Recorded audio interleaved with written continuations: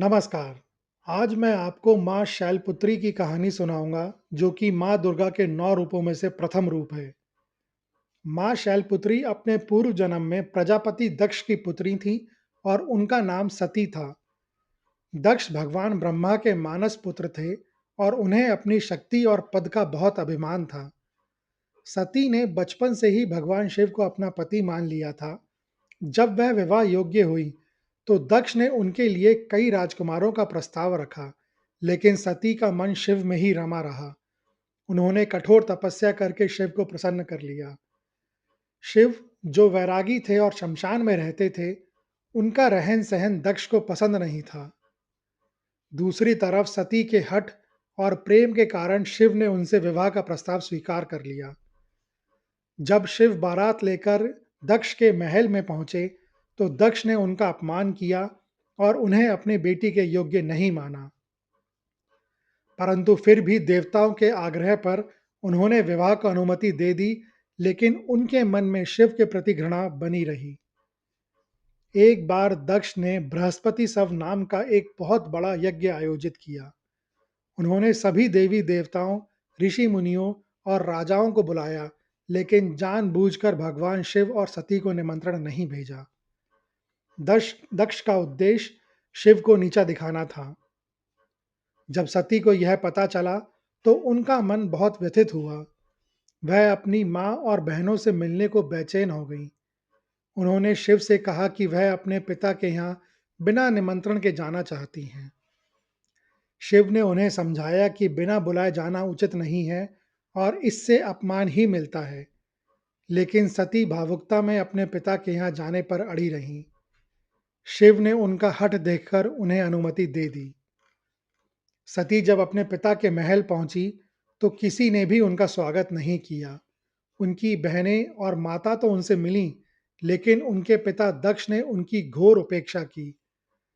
यज्ञ में शिव का कोई स्थान नहीं था और दक्ष ने जानबूझकर शिव के अपमान में कई कटु वचन कहे। सती यह देखकर स्तब्ध रह गईं। जिस पति को उन्होंने अपने हृदय में बसाया था, उनका खुलेआम अपमान किया जा रहा था। यह अपमान सती के लिए असहनीय था। वह समझ गईं कि जिस शरीर का जन्म दक्ष जैसे पिता के यहाँ हुआ है, वह शरीर शिव के प्रेम के लायक नहीं है। अपमान और क्रोध की अग्नि में जलती हुई सती ने यज्ञ कुंड के पास बैठकर योग शक्ति से अपने शरीर को भस्म कर लिया। यह घटना दाक्षायणी यज्ञ के नाम से प्रसिद्ध है।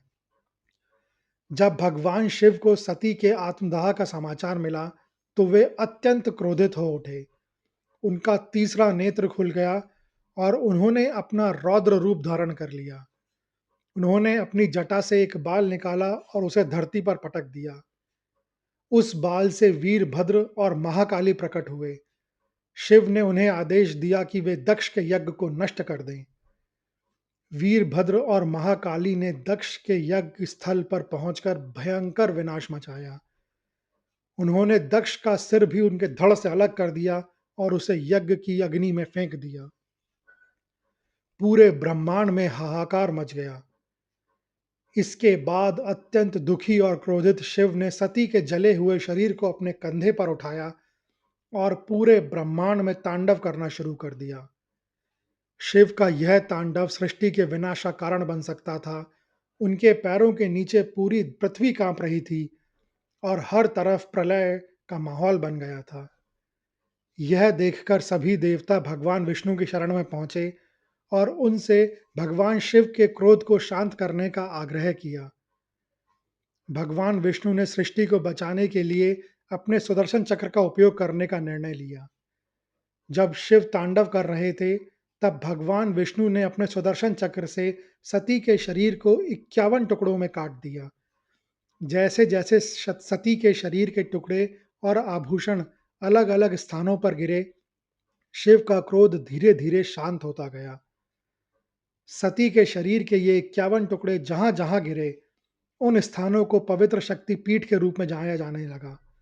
हर शक्ति पीठ में सती के शरीर का एक अंग या आभूषण गिरा था। हर शक्ति पीठ में एक भैरव यानी शिव का रूप और एक देवी यानी सती का रूप निवास करते हैं। सती की मृत्यु के बाद उन्होंने शैलराज हिमालय और उनकी पत्नी मैना के यहाँ जन्म लिया। उनके जन्म के समय से ही यह स्पष्ट हो गया था कि वह कोई साधारण शिशु नहीं है। उनके रूप और तेज से पूरा हिमालय प्रदेश प्रकाशित हो गया था।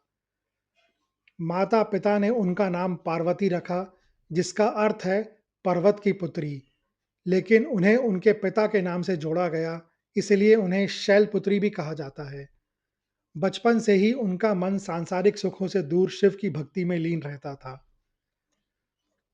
शैलपुत्री के युवा होने पर नारद मुनि ने उनके पास आकर उन्हें उनके पिछले जन्म की कथा और शिव से उनके अटूट संबंध के बारे में बताया। नारद मुनि ने उन्हें समझाया कि उनके जीवन का उद्देश्य शिव को पुनः पति के रूप में प्राप्त करना है। यह सुनकर शैलपुत्री का संकल्प और भी दृढ़ हो गया। उनके माता-पिता ने उनके लिए कई योग्य राजकुमारों का प्रस्ताव रखा, लेकिन शैलपुत्री ने उन सबको अस्वीकार कर दिया और केवल शिव को ही पति मानने का निश्चय किया।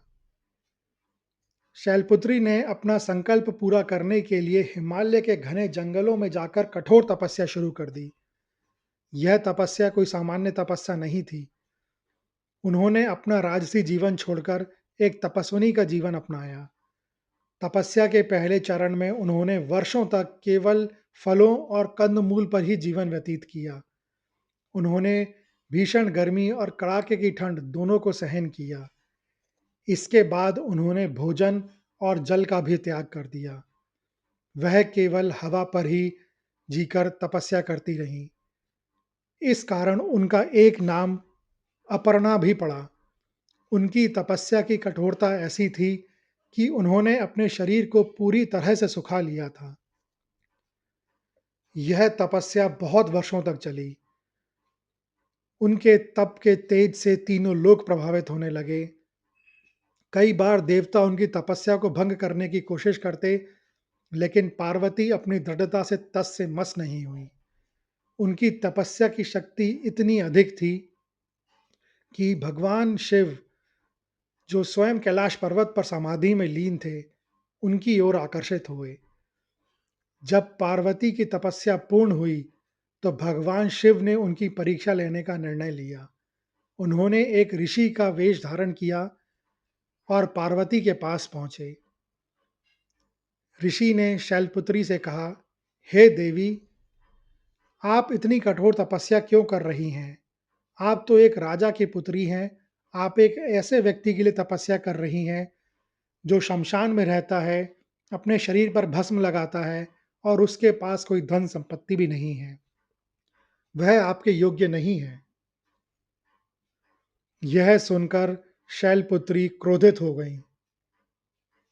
उन्होंने कहा, आप जिनके बारे में अपमानजनक बातें कर रहे हैं, वह मेरे आराध्य हैं। मेरा प्रेम उनके लिए सच्चा है। मुझे इस तपस्या से कोई नहीं डिगा सकता। शैलपुत्री की यह दृढ़ता देखकर भगवान शिव बहुत प्रसन्न हुए।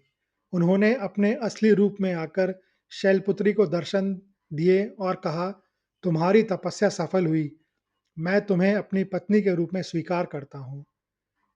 इस प्रकार शैलपुत्री यानी पार्वती की कठोर तपस्या ने उन्हें भगवान शिव से मिलाया।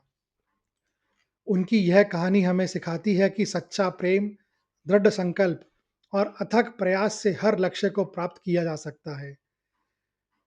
यह कथा इस बात का भी प्रतीक है कि प्रकृति यानी कि शैलपुत्री और चेतना यानी कि शिव का मिलन ही सृष्टि का आधार है। माँ शैलपुत्री का स्वरूप प्रकृति की स्थिरता, शक्ति और शुद्धता का प्रतीक है। वह नंदी पर विराजमान है। यह धर्म, धैर्य और दृढ़ता का प्रतीक है। नंदी को शिव का वाहन माना जाता है और माँ शैलपुत्री का उस पर विराजमान होना यह दर्शाता है कि वह भी शिव से अभिन्न है और जीवन में स्थिरता प्रदान करती हैं। उनके दाहिने हाथ में त्रिशूल है। वह तीन गुणों सत, रज और तम पर नियंत्रण का प्रतीक है। यह बुरी शक्तियों के नाश और साधकों की रक्षा का भी प्रतीक है। उनके बाएं हाथ में कमल है। यह पवित्रता, ज्ञान और वैराग्य का प्रतीक है। कमल कीचड़ में उगता है, फिर भी पवित्र रहता है। यह हमें सिखाता है कि हम संसार में रहकर भी पवित्रता बनाए रख सकते हैं। माँ शैलपुत्री माँ दुर्गा के 9 रूपों में से प्रथम रूप है। नवरात्रि के पहले दिन इन्हीं की पूजा की जाती है। परंतु ऐसा क्यों होता है, इस बात को समझने के लिए हमें माँ शैलपुत्री के स्वरूप और उनकी कथा के प्रतीकात्मक अर्थ को समझना होगा। नवरात्र यानी 9 रातों का यह पर्व एक आध्यात्मिक यात्रा है। यह यात्रा माँ दुर्गा के 9 रूपों की पूजा के माध्यम से होती है और हर रूप जीवन के एक अलग चरण या शक्ति का प्रतीक है।